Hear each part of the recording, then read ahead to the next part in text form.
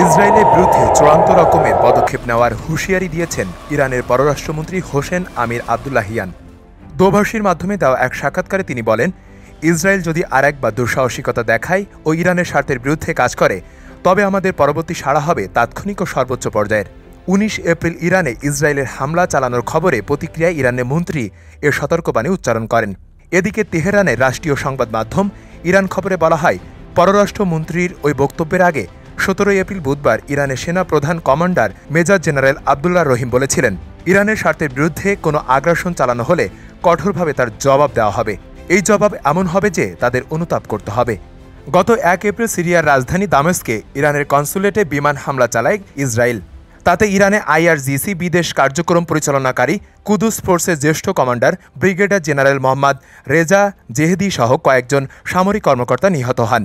এ হামলার বদলা হিসাবে গত শনিবার রাতে ইসরায়েলকে লক্ষ্য করে একযোগে ১৭০টি ড্রোন, ১২০টি ব্যালিস্টিক ক্ষেপণাস্ত্র ও ৩০টি ক্রুজ ক্ষেপণাস্ত্র নিক্ষেপ করে ইরান।